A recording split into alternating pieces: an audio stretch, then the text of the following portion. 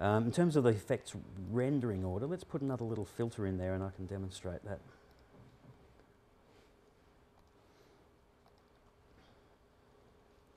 I'm going to get, where are we here?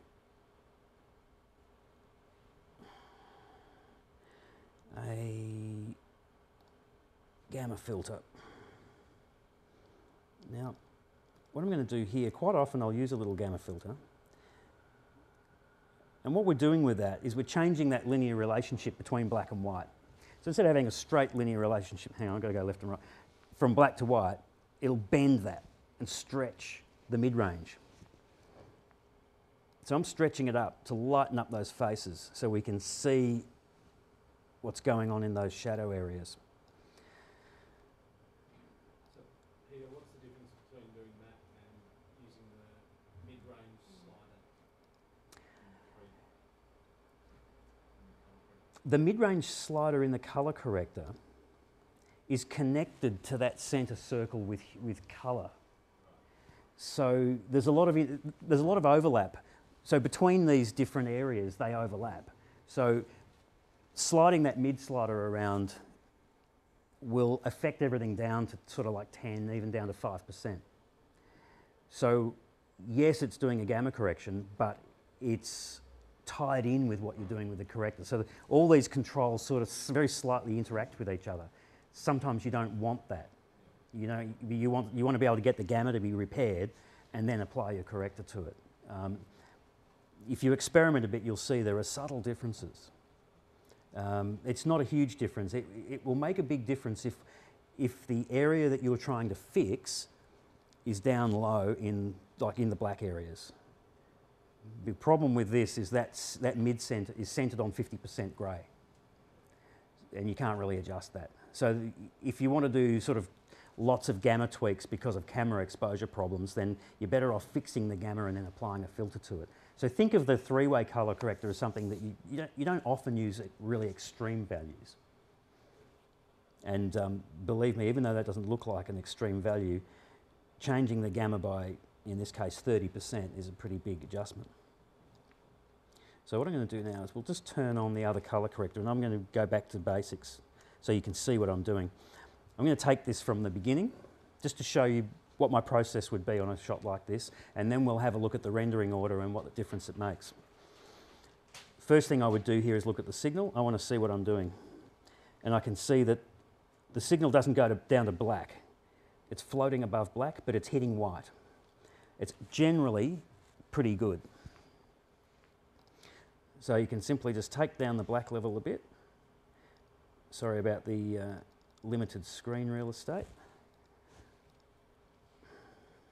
So now under here we've got black hitting the black line. Everything else is looking good. Looks a bit undersaturated, so you just crank the saturation. And that's actually pretty close to being reasonable. So if I turn the gamma off, you can see what the three-way color corrector is doing to it.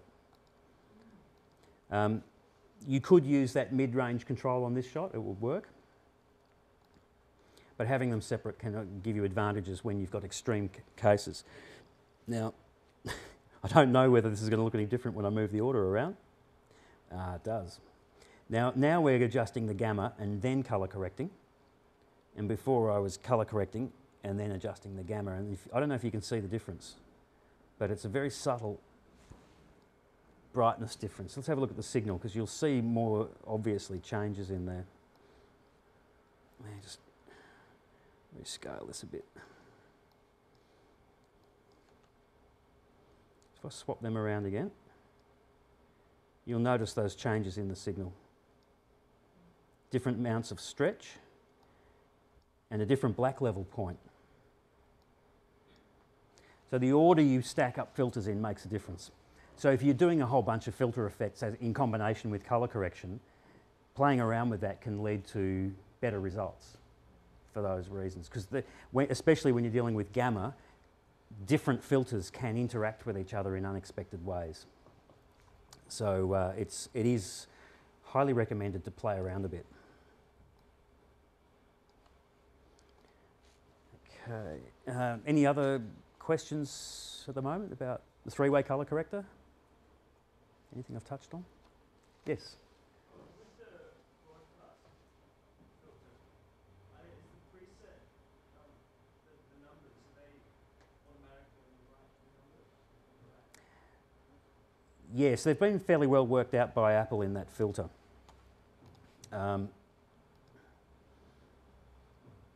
Let's go to that one.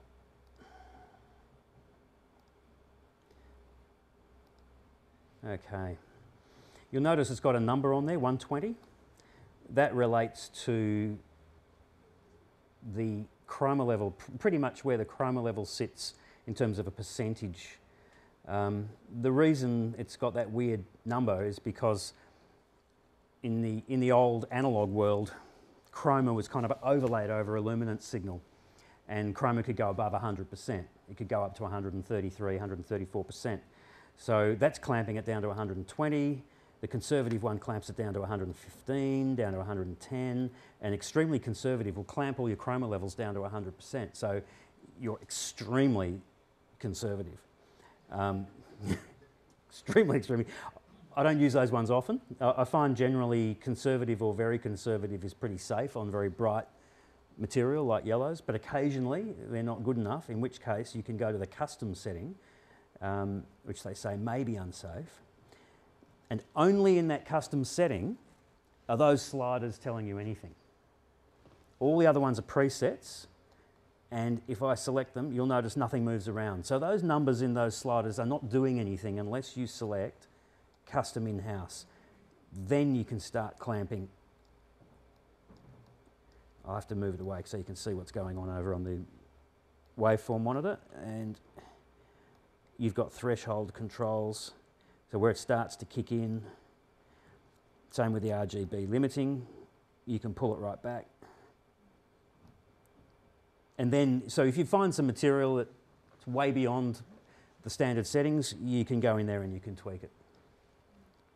But my experience is with sending broadcast shows out to networks that extremely conservative is usually pretty safe. If you're really worried, you can just put that one on it and it'll work. It's very good. A lot of people have a bit of a hard time trusting that filter, but I've found in a real world situation it works great. Okay. So Peter? Yes. Can you just give us a little bit more indication how to read some of those scopes? Because I know it's sort of second nature to you. Certainly. In relation to you jumping, I mean, you did mention the histogram one and where it goes to red. Let's bring it up big for you.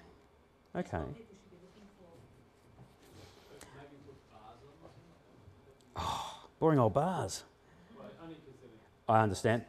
A very good suggestion. Let's get some bars. What do we got here? Boom. Okay.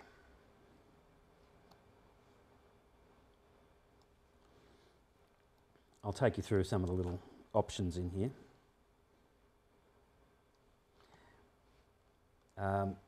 Top left, you can choose what to display. You don't have to have all four of these open. So you've got a drop-down list. So if you want to get into like a bit more detail, blow something up, you can choose which ones you want. I generally run on all of them because I just love seeing everything all at once. This little slider here is a brightness display. I generally bring it up pretty bright. I find that a lot of the detail in the blacks disappears unless you can really see the detail of that. The standard traditional television displays are the two on the left. Top left is vector scope, which is all just colour information only. Bottom left is waveform monitor, which I've got set up for luminance information or black and white signal information only. You can change that. You've got the choice of overlaying the saturation, which is the colour information, and as you can see, it makes it a bit hard to read to detect brightness levels. So I generally turn that off and use the vector scope for that.